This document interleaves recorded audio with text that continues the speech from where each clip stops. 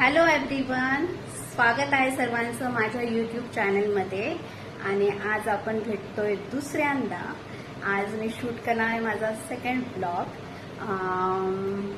तर चला, मला आज इन्स्टावर जरा रील्स शूट करायच्या होत्या. मिस्टर पण गेले आहेत जॉबला, मुलगा पण गेला आहे स्कूलला, तर टाईम होता तर म्हटलं आता रील्स शूट करूया. एक लुक पुन्हा मला रिक्रिएट करायचा होता. बॉलिवूड ॲक्टचा, फेमस ॲक्ट आहे तोही, फेमस मूवी आहे ती सुद्धा. तर त्याच्यासाठी मी काय काय जुगाड लावला आहे, कसे कसे गेटअप रेडी करेत व्हिडिओ शूट करण्यासाठी. जेव्हा आपल्याकडे एखादा outfit as it is same नसतं त्या ॲक्टसारखं, तर मग कसा कसा जुगाड लावावा लागतो ते मी या ब्लॉगमध्ये सगळं सांगणार आहे. मी काय काय केलं आहे, इंटरेस्टिंग आहे फार. कारण की आता सध्या सोशल मीडियावर, इन्स्टावर ट्रेंड चालू आहे की जसं एखाद्या डायलॉगमध्ये हिरोईन्सने त्यांचं गेटअप आहे, आउटफिट आहे, तसं सेम करतात आणि मग ते डायलॉग, ते ॲक्ट शूट करतात. पण माझ्याकडे तर प्रत्येक वेळेस तसं काही पॉसिबल नाही आहे आणणं किंवा नवीन घेणं. तर मी त्यासाठी काय काय केलं आहे आणि कसं कसं डोकं लावलं आहे ते मी सांगेन तुम्हाला ब्लॉगमध्ये. तर तुम्ही ब्लॉग बघा माझा कंटिन्यू. मागे पण मी 2 दिवसापूर्वी एक ब्लॉग टाकला होता. फर्स्ट ब्लॉग होता तो माझा, असाच लुक रिक्रिएशनचा. तर त्यालाही जाऊन बघा, तो पण खूप छान होता. आणि छान छान कमेंट करा, लाईक करा. माझं इन्स्टाचा ID मी मेन्शन केलं आहे पेजवर, त्याला जाऊन फॉलो करा. फेसबुक पेजला फॉलो करा. आणि तुमचं असंच छान छान प्रेम माझ्यावर दाखवत राहा, ठीक आहे? तर चला, जास्त वेळ नाही घालवता, मला इन्स्टाचे रील्स पण शूट करायच्या आणि मग नंतर घरातलं पसारा, घरातलं सगळं आवरायचं आहे. मेकअप मी ते करून ठेवलेला आहे, फक्त मला ड्रेस घालायचा आणि केस जरा बांधायचे. मग आपण भेटूयात, ठीक आहे? चला तर, बाय. हॅलो. तर हा आहे आजचा माझा लुक, जो मी आज रिक्रिएट करणार होते आणि मी केलेला आहे. तर काय वाटतं तुम्हाला आजचा माझा गेटअप आउटफिट बघून, की कोणत्या मूवीचा मी ॲक्ट करणार आहे? मला काही इन्स्टा रील्स काढायच्या होत्या, शूट करायच्या होत्या, तर म्हटलं चला एक व्लॉग पण बनवून ठेवूयात आणि बघूया काय तुमचा रिस्पॉन्स येतो का, कमेंट येते का. तर मला या लुकबद्दल काही सांगायचं होतं तुम्हाला.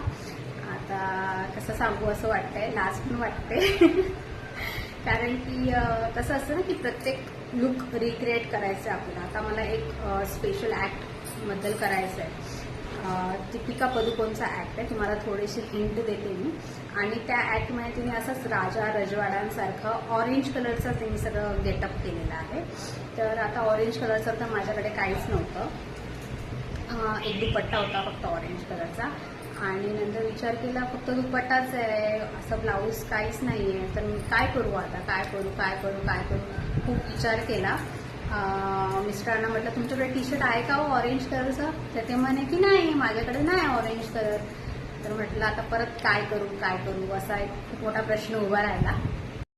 मग पुन्हा मिस्टरांनीच आयडिया दिली. म्हणे अरे बारक्याचं टी-शर्ट असेल ना, आहे ना एक ऑरेंज कलरचं, मुलगा आहे मला लहान. तर म्हणे काय त्याचं टी-शर्ट येणार का म्हटलं मला. तर म्हणतात हो येईल ना, बघ ट्राय करून. तर मी काढलं त्याचं टी-शर्ट ऑरेंज कलरचं.